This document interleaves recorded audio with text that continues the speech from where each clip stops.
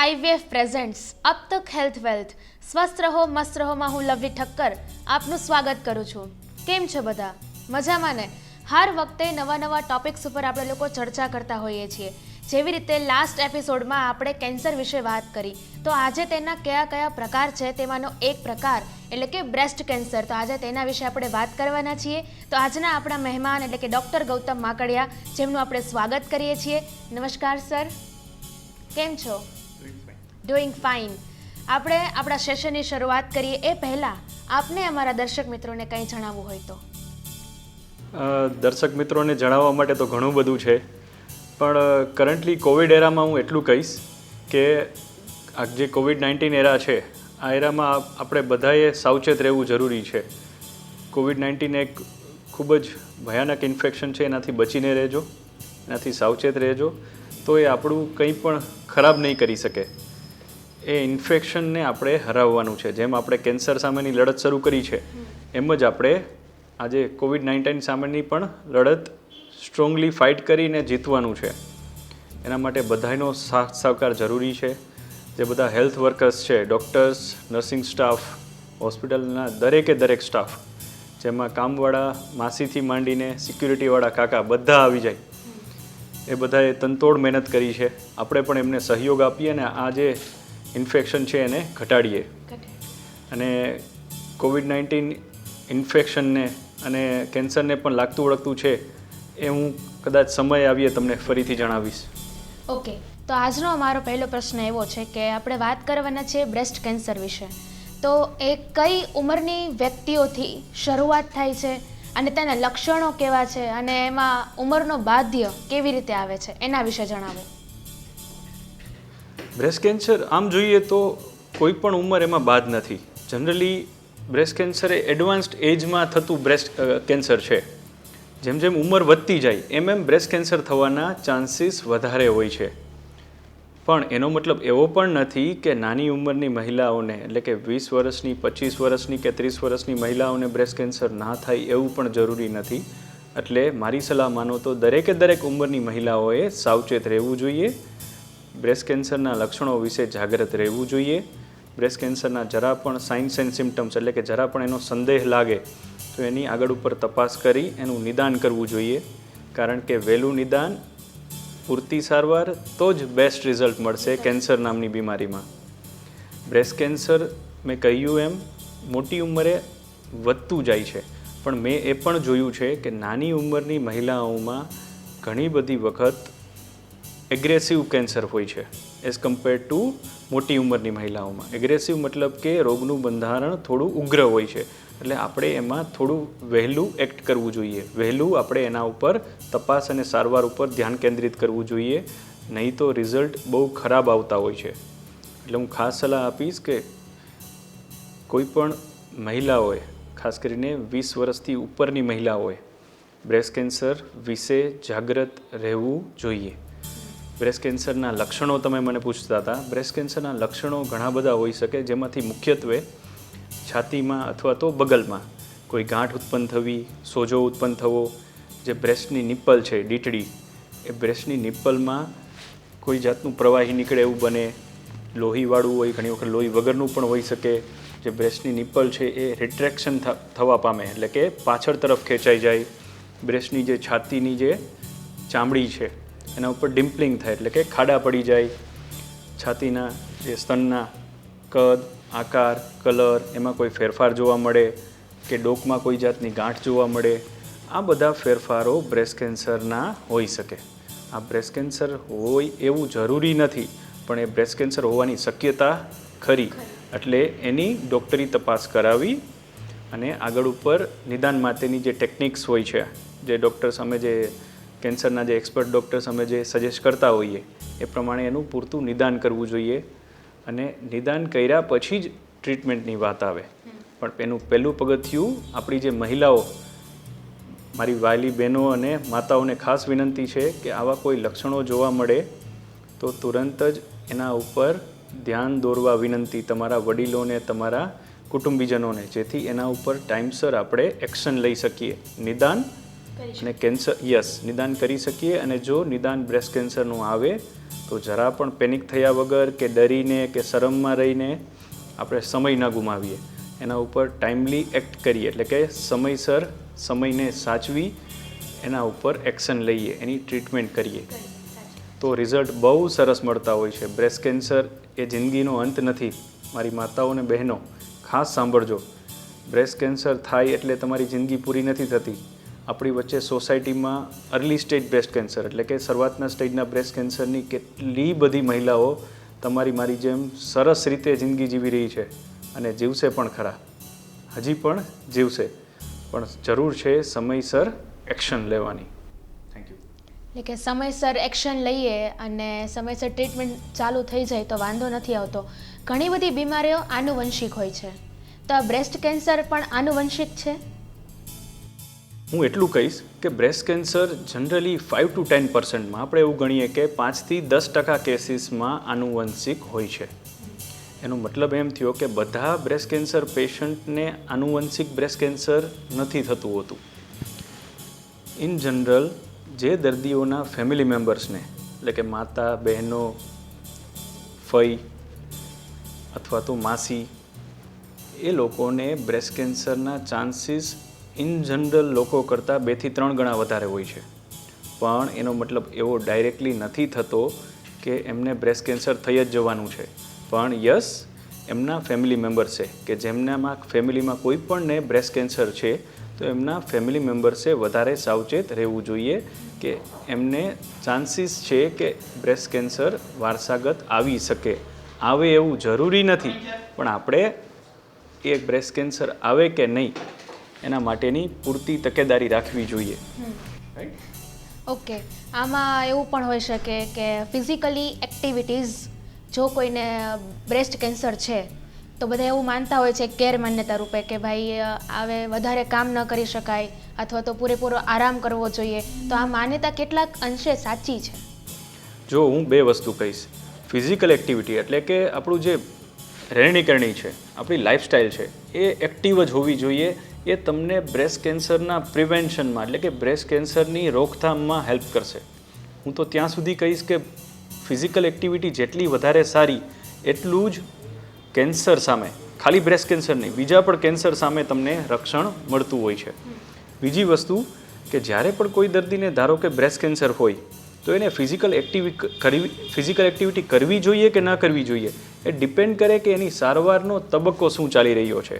જો દર્દીને ભારે થેરાપી ચાલુ રહી હોય ને તો અમારા જેવા કેન્સર કિમોથેરાપી એક્સપર્ટ એવી સલાહ આપતા હોઈએ છીએ કે તમારે કિમોથેરાપી આપ્યા પછી થોડા દિવસો રેસ્ટ કરવાનો, આરામ કરવાનો.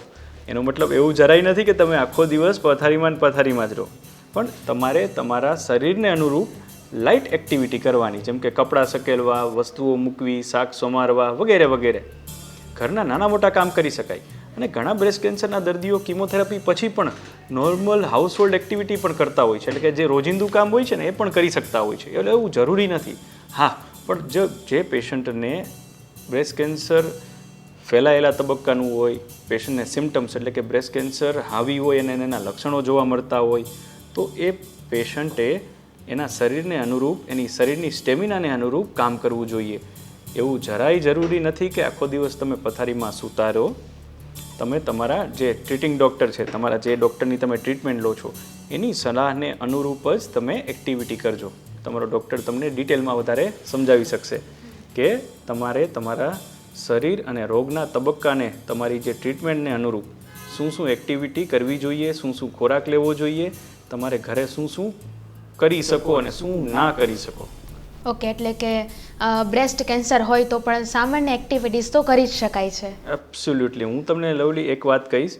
મારા ઘણા બ્રેસ્ટ કેન્સર પેશન્ટ એવા છે કે જેમને કિમોથેરાપીનો આપણે જે ડોઝ લઈએ ને, આપણે કિમોથેરાપીનો ડોઝ લીધા પછી ઘરે બેસવું પોસાય નહીં.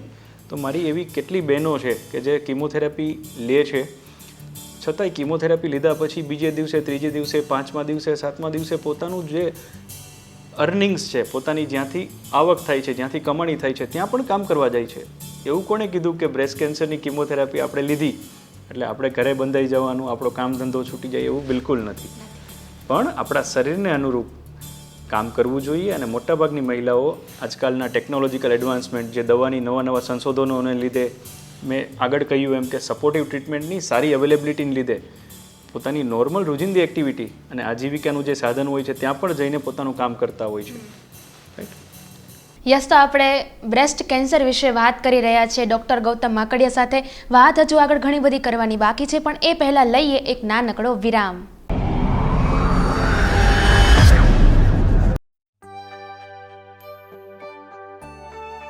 વ્યંધત્વ માટેની વિશ્વસ્તરીય કક્ષાની સારવાર આપતું સૌરાષ્ટ્રનું એકમાત્ર વિશ્વસનીય નામ એટલે wings IVF speciality hospital. Exclusive infertility માટેનું વિશાળ યુનિટ કે જ્યાં આપની માનસિક, આર્થિક તેમજ સારવારલક્ષી સંપૂર્ણ કાળજી લેવાય છે. આકર્ષક હોસ્પિટલનો માહોલ, વિશાળ વેઇટિંગ એરિયા, સંપૂર્ણ વૈજ્ઞાનિક રીતે કાઉન્સેલિંગ કરતા સ્ટાફ, અતિ આધુનિક તથા અતિ વિશાળ આઈવીએફ લેબ એ વિંગ્સ હોસ્પિટલની ખાસિયત છે. અહીં અતિ નમ્ર, વિવેકી અને સભ્ય સ્ટાફ આપને આવકારશે. આપ અહીં પોતીકો અનુભવ કરશો. આપની લાગણીઓને અહીં વાચા મળશે. મહત્તમ પરિણામ સંપૂર્ણ વૈજ્ઞાનિક ઢબે. આપના નિસંતાનપણાનો ઉકેલ આપના દ્વારે. આપ ચોક્કસ કહેશો કે વિંગ્સ છે તો વિશ્વાસ છે. Wings IVF speciality hospital, Nanavati Chowk, Rajkot.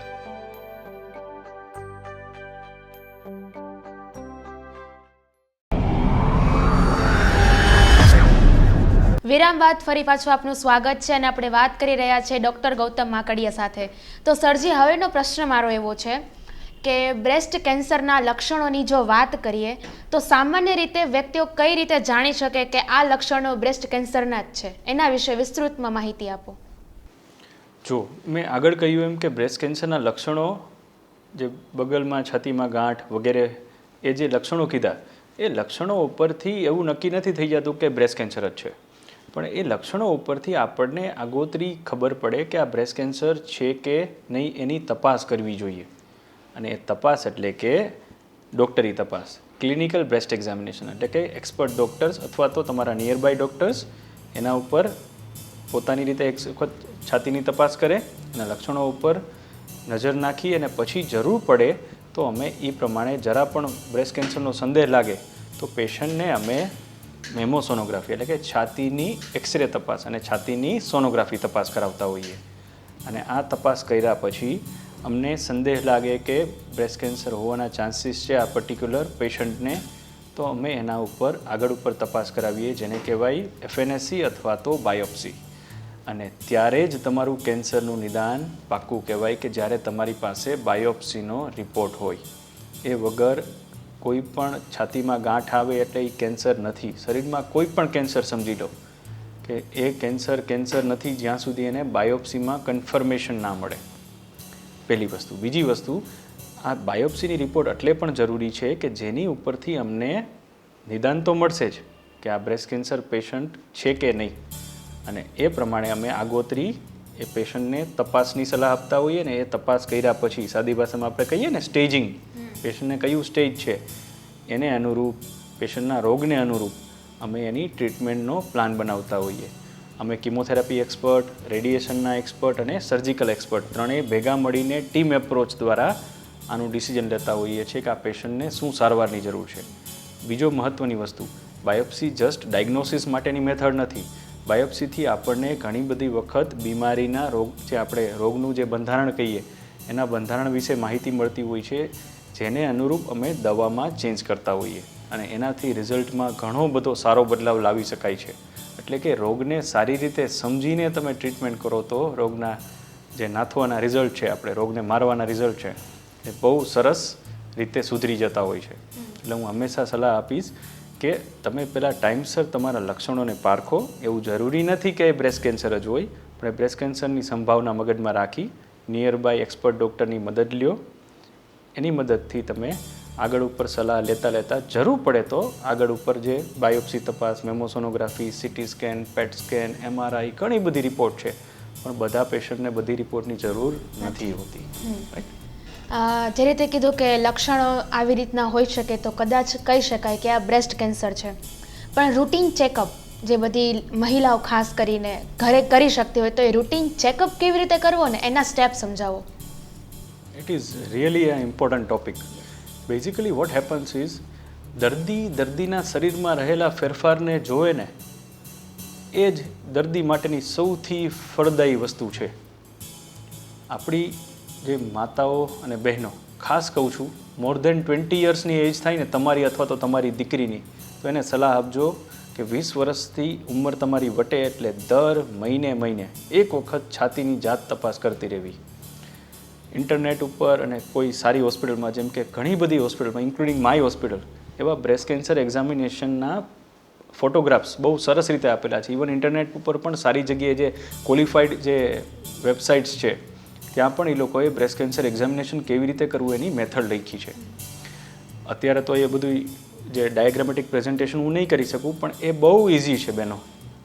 તમે એની મદદ લઈ દર મહિને 2 મહિને જ્યારે પણ અનુકૂળ હોય 10-15 મિનિટનો ટાઈમ લઈ તમારી છાતીની જાત તપાસ કરતા જાઓ. બહુ સરળ છે. એની મદદથી શું થશે કે તમને કોઈ પણ અનયુઝ્યુઅલ ગાંઠ હશે ને, કોઈ પણ વિચિત્ર જાતની તકલીફ હશે તો તમને તરત જ ખ્યાલ આવશે. તમારા ડૉક્ટરને કે તમારા ફેમિલી મેમ્બર્સને તો પછી જાણ થશે, તમને પહેલાં જાણ થવાની છે, પણ તમને આગોતરી જાણ ત્યારે થશે કે જ્યારે તમે પોતાના બ્રેસ્ટ માટે અવેર હશો. અને that is called as breast awareness. આપણી છાતીની જે અવેરનેસ છે એ રાખવી જોઈએ. એ છાતીમાં કોઈ પણ બદલાવ થાય, એક્ઝામિન કરો, કંઈ પણ અજુગતું લાગે તો જરા પણ, ફરીથી કહું છું, શરમાયા વગર એની આગળ ઉપર ટેસ્ટ કરાવો. એને કહેવાય સેલ્ફ બ્રેસ્ટ એક્ઝામિનેશન. આગળ કહ્યું એમ દરેક 20 વર્ષની ઉંમર વટાવેલી મહિલાએ દર મહિને 2 મહિને એક વખત પોતાની છાતીની જાત તપાસ કરતી રહેવી જોઈએ. અને બીજી સલાહ, ક્લિનિકલ બ્રેસ્ટ એક્ઝામિનેશન. તમને કંઈ તકલીફ હોય કે ના હોય, અમુક સમયાંતરે તમારા નિયર બાય ડૉક્ટર, તમારા જે ફેમિલી ડૉક્ટર કે જેને તમારે રોજિંદો જે ઘર જેવો સંબંધ છે એમને મળીને તમારી છાતીની તપાસ કરાવતી રહેવી જોઈએ, જેથી તમારાથી કંઈ ભૂલ થઈ હોય તો એ ડૉક્ટર કરેક્ટ કરી શકે. અને ત્રીજી મહત્ત્વની વસ્તુ છે એને કહેવાય મેમોગ્રાફી અને સોનોગ્રાફી. મેમોગ્રાફી એટલે સાદી ભાષામાં છાતીનો એક્સરે. આપણે જેમ ફેફસાનો એક્સરે લઈએ છીએ એમ છાતીના એટલે કે સ્તનનો x-ray, that is called as mammography.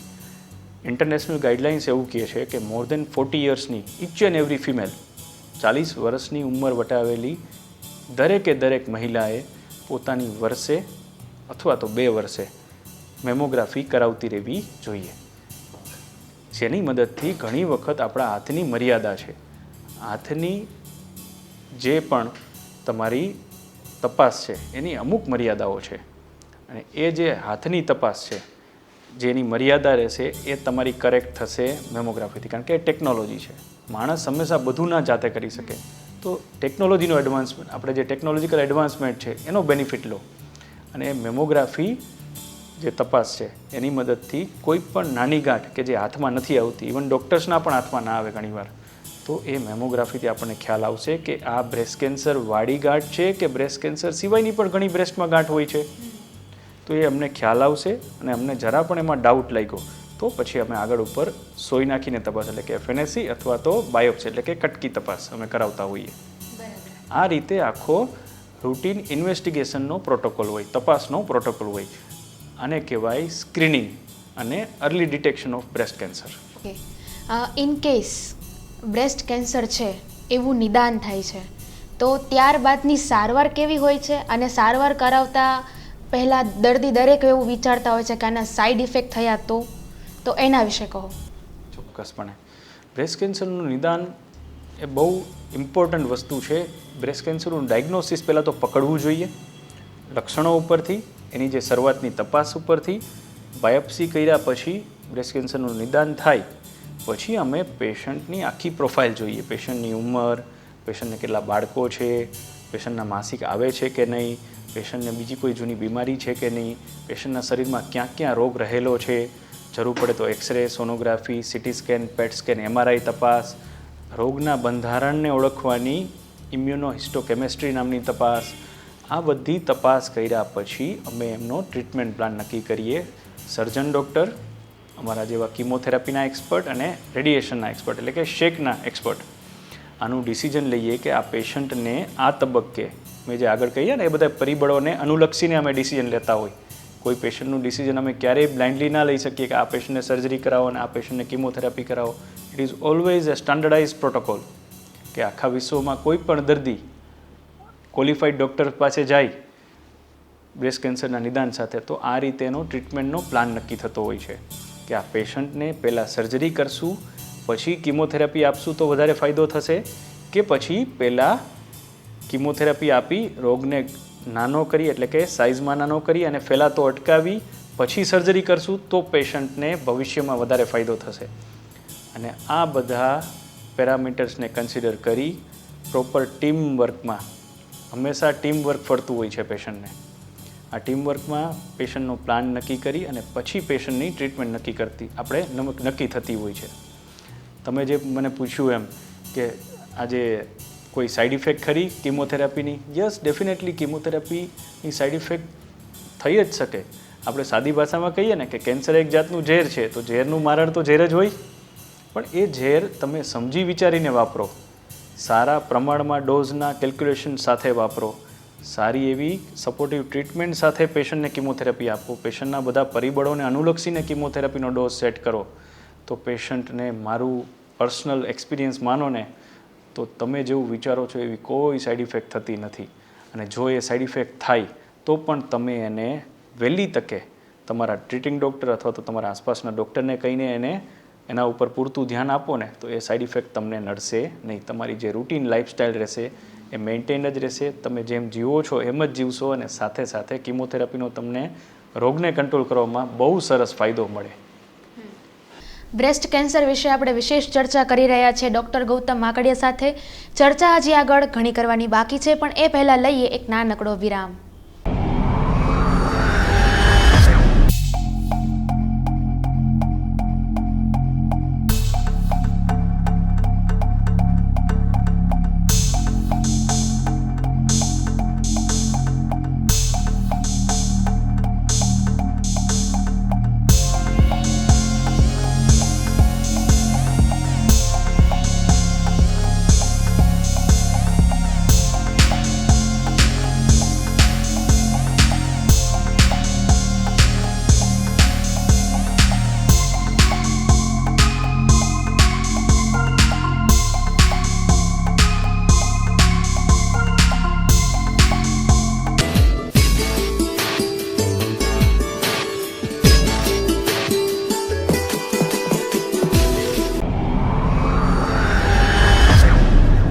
વિરામ બાદ ફરી પાછું આપનું સ્વાગત છે અને આપણે વાત કરી રહ્યા છીએ ડૉક્ટર ગૌતમ માકડિયા સાથે. અને બ્રેસ્ટ કેન્સર વિશે આપણે વાત કરી રહ્યા છીએ. તો હવેનો પ્રશ્ન મારો એવો છે કે નિદાન થઈ ગયું કે બ્રેસ્ટ કેન્સર છે, પછી ઘરમાંથી ઘણા બધા પ્રશ્નો પણ ઊભા થતા હોય કે સાઈડ ઇફેક્ટ થશે, શું થશે, કારણ કે કેન્સરના નામથી બધા બી જતા હોય છે. તો એના માટે કાઉન્સેલિંગ કેટલું જરૂરી છે અને તમે કઈ રીતે કરો છો તે કાઉન્સેલિંગ, એના વિશે કહો. જો નેચરલ વસ્તુ છે કે આપણે બધા માણસો છીએ એ કોઈ પણ સર્કમસ્ટન્સીસ આવે એટલે એનો રિસ્પોન્સ કરવાના છીએ. કે બ્રેસ્ટ કેન્સર એ આઘાતજનક સમાચાર છે. કોઈ પણ એજ્યુકેટેડ માણસ કેમ ના હોય કે ગરીબમાં ગરીબ માણસ કેમ ના હોય, એમને બ્રેસ્ટ કેન્સર પચાવવું સહેલું નથી. એના વિશે ઘણી બધી આપણી સોસાયટીમાં ગેરમાન્યતાઓ પ્રવર્તે છે. આપણે આગળ વાત કરી હતી એમ આ ગેરમાન્યતાઓ એમના મગજમાં ઘર કરેલી હોય. મારા હસબન્ડનું, મારા ફેમિલી મેમ્બર્સનું, મારા બાળકોનું શું થશે, એવા મહિલાઓને નેચરલી પ્રશ્નો ચાલતા હોય. તો આવા પ્રશ્નો, આવી ગેરમાન્યતાઓ, મારે સારવારમાં શું થશે, મારા વાળ ઉતરી જશે, આ બધા નેચરલ કન્સર્ન બધી બ્રેસ્ટ કેન્સર ફિમેલને હોય જ છે. પણ જ્યારે એ બેન કે એના ફેમિલી મેમ્બર્સ અમારી સાથે આવે ને ત્યારે એ લોકોને અમે ફ્રેન્કલી બધું ડિસ્કસ કરીએ કે આ સારવાર આપણે શું કામે કરી રહ્યા છીએ. અને અમે સાયન્ટિફિક બેઝિસ વાપરીને પેશન્ટને સલાહ આપતા હોઈએ કે શા માટે ડૉક્ટર તરીકે હું તમને આ સારવાર કરવાની સલાહ આપું છું. કે કોઈ સર્જન ડૉક્ટરને મળે તો એ શું કામે તમને બ્રેસ્ટ કેન્સરની સર્જરી કરવાનું કહે છે. આ વસ્તુને જ આપણે કાઉન્સેલિંગ કહીએ. કાઉન્સેલિંગ એટલે કે સત્ય જે છે એ સત્ય સારી ભાષામાં પેશન્ટને ને એના સગાને ગળે ઉતારવું. અને કાઉન્સેલિંગ વગર તમે ટ્રીટમેન્ટ ચાલુ કરો તો એના રિઝલ્ટ બહુ ખરાબ આવવાના છે. તમે તમારી રીતે ટ્રીટમેન્ટ કરી દો, તમે ટ્રીટમેન્ટ સાચી જ કરવાના છો પેશન્ટની, પણ પેશન્ટ જ્યાં સુધી પોતાના મગજથી કન્વિન્સ નહીં થાય ને કે આ જે થઈ રહ્યું છે એ મારા ખુદના અને મારા ફેમિલી મેમ્બર્સના હિતમાં જ થઈ રહ્યું છે, ત્યાં સુધી એ ટ્રીટમેન્ટ તમને સાચી રીતે ગણ નહીં કરે ને કદાચ વધારે સાઈડ ઇફેક્ટ પણ આપશે. That's why counselling is the most important part in the beginning of treatment.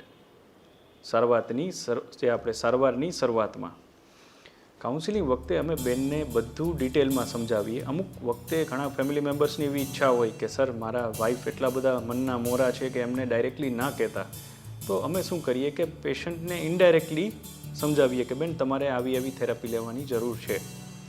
મોટાભાગના પેશન્ટોને પહેલા દિવસે નહીં તો પછી ક્યારેક ખબર તો પડી જતી હોય છે કે એમને કયો રોગ છે, પણ હું ખરેખર કહું છું કે આ રોગથી ડરવાનું નથી, આ રોગને સ્વીકારીને ચાલો. આ રોગથી નાસીપાસ થઈને કે છુપાવીને ક્યાંય નથી જવાનું. એ રોગને સમજી વિચારીને ટ્રીટ કરીને એમાંથી છુટકારો મેળવો. That is the best way out. અને આ જે કાઉન્સેલિંગ છે, તમે મને પૂછતા હતા એમ કે આ બ્રેસ્ટ કેન્સર કાઉન્સેલિંગમાં અમે ડિટેલમાં શું કરતા હોઈએ છીએ.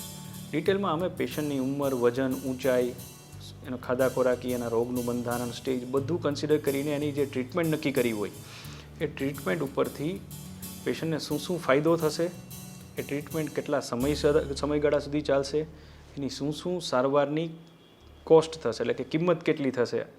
રાઈટ, આપણે પેલું કહીએ ને વિકાસશીલ રાષ્ટ્ર છીએ એટલે આપણે ફાઇનાન્સીસ તો ડિસ્કસ કરવા જ પડે પેશન્ટના સગા સાથે ખાસ તો, કારણ કે બધાને એટલા બધા ફાઇનાન્શિયલી સ્ટેબલ ફેમિલી નથી હોતા. એટલે આ પણ એક ઇમ્પોર્ટન્ટ વસ્તુ છે કે એમના આર્થિક સ્થિતિ કેવી છે, એ પ્રમાણે અમે આર્થિક સ્થિતિ પ્રમાણે સલાહ સૂચન આપતા હોઈએ કે તમારે આ દવાઓ, નવા જમાનાની જે થેરાપીઓ છે, ટાર્ગેટેડ થેરાપી, ઇમ્યુનોથેરાપી, જે મોનોક્લોનલ એન્ટીબોડીઝ છે, તો એની મદદ તમારે લેવી જોઈએ કે ના લેવી જોઈએ, અને લેવી જોઈએ તો શા માટે લેવી જોઈએ, તમને એનો બેનિફિટ કેટલો થઈ શકે એમ છે. પછી પેશન્ટને એની સાઈડ ઇફેક્ટ શું થઈ શકે. ધારો કે સર્જન ડૉક્ટર હોય તો એ સર્જન ડૉક્ટર સર્જરીને લીધે શું તકલીફ થઈ શકે એ સમજાવે. કીમોથેરાપીના એક્સપર્ટ તરીકે અમે લોકો કીમોથેરાપીની શું સાઈડ ઇફેક્ટ થઈ શકે, તમારે શું ધ્યાન રાખવું જોઈએ, તમારે તમારા વાર્ડનું શું ધ્યાન રાખવું જોઈએ. રાઈટ, મારી જે બહેનો અને બધી જે કીમોથેરાપી લેતા આવતી હોય છે તો કીમોથેરાપીની બીજી સાઈડ ઇફેક્ટ તો સાઈડમાં રહી જાય. એ લોકોને પહેલો પ્રશ્ન જે હોય છે કે સર મારા વાળ જશે કે નહીં. લોકોને ખરેખર આ વસ્તુ એક બહુ નાની વસ્તુ છે આપણા માટે, પણ એ જે મહિલા છે જે કીમોથેરાપી લઈ રહી છે એ તો એ જ જાણતી હોય છે કે એના મગજ ઉપર, એના માનસિક પટલ ઉપર શું વીતતું હોય છે. પોતાના જે પેલા કહે ને કે પ્રાણ પ્યારા જે વાળ હોય એ કોઈ દવા તમારી છીનવી લે તો તમારા ઉપર શું વીતે એ મહિલા એ સમયે ફીલ કરતી હોય છે. એટલે અમે શું કરીએ, માનસિક રીતે એને સધિયારો આપીએ કે બેન તું તારા ફેમિલીનું જો, ખાલી તારી આખી લાઈફનું જો, ખાલી વાળ તો છે ને એ તો કીમોથેરાપી પૂરી થશે પછી થોડા સમયમાં પાછા આવી જવાના છે, પણ એને ખાલી વાળ ગુમાવવાને લીધે તું તારી જિંદગી નહીં ગુમાવતી. અને તમે સાચા દિલથી, સાચા અર્થમાં પેશન્ટને સમજાવો ને તો એ બેન હંમેશા માની જતી હોય છે કે સર સાચું કહે છે, મારા હિત માટે મને કહે છે કે આ વાળ મારા માટે ઇમ્પોર્ટન્ટ નથી, મારા માટે ઇમ્પોર્ટન્ટ છે ટાઈમસર સારવાર કરીને આ બીમારીમાંથી છુટકારો મેળવો. અને સરસ કાઉન્સેલિંગ, સાચું counselling, to the point counselling તમે કરો તો એ વર્ક કરે જ છે. અને પેશન્ટ મેન્ટલી એટલું રિલીવ થઈ જાય ને કે પછી તમારે બીજી વખત એને ક્યારેય તમારે કહેવું ના પડે કે બેન તું શું કામે ડોઝ માટે ટાઈમ પર નથી આવતી. મારા દર્દીઓ ઉપર મને પુષ્કળ માન છે. જે ડેટ, જે તારીખે એમને કીમોથેરાપીનો ડોઝ લેવાનું કહેવામાં આવ્યું હોય એ દિવસે કદાચ મારી પોતાની પણ રેગ્યુલારિટી ના રહીએ ને પણ એ પેશન્ટ ત્યાં આવીને ઊભું જ હોય કે સર અમે ટાઈમ પર ડોઝ માટે આવી ગયા છે. ત્યારે જે અંદરથી ખુશી મળે ને કે આપણા પેશન્ટો, આપણે જેમ કહીએ છીએ ને કે ઘણા બધા લોકો સારવાર નથી કરતા, પણ હું તો એવું કહું છું કે મારા જે બ્રેસ્ટ કેન્સરના કે ઇન જનરલ કોઈ પણ કેન્સરના પેશન્ટ છે, તમે એને સાચું સમજાવો ને, સારી રીતે સમજાવો ને કે તમારી જે સારવાર છે એ તમારા હિત માટે થઈ રહી છે, તો એ લોકો તમે માની નહીં શકો એટલી રેગ્યુલારિટી પાડશે અને પાડતા હોય છે. ઘણી બધી અગવડો પડતી હોય છતાં એ લોકો પોતાના ટાઈમિંગ્સ મેન્ટેન રાખતા હોય છે અને મને પુષ્કળ માન છે. I am really thankful to them કે જે લોકો અમને આ ફિલ્ડમાં એક્ટિવ રાખે છે, મેન્ટલી અને ફિઝિકલી. તમને પોતાને ઉત્સાહ વધી રહી કે તમે જે પેશન્ટની ટ્રીટમેન્ટ કરી રહ્યા છો ને એ પેશન્ટ પણ પોતાની ટ્રીટમેન્ટ માટે એટલો જ ઉત્સાહી છે અને એને લીધે અમારો ઉત્સાહ બમણો થઈ જાય. આજે બધી નવી ટેકનિકલી આપણે લોકો થોડા ઘણા આગળ વધી ગયા છીએ, એટલે કેન્સરના જે પણ ટ્રીટમેન્ટ થાય છે એમાં પહેલાંના સમયમાં અને અત્યારે જે ટેકનિકલી વસ્તુઓ જે બધી એડ થઈ છે અને એનાથી કયા કયા ફાયદા થયા છે એના વિશે કહો.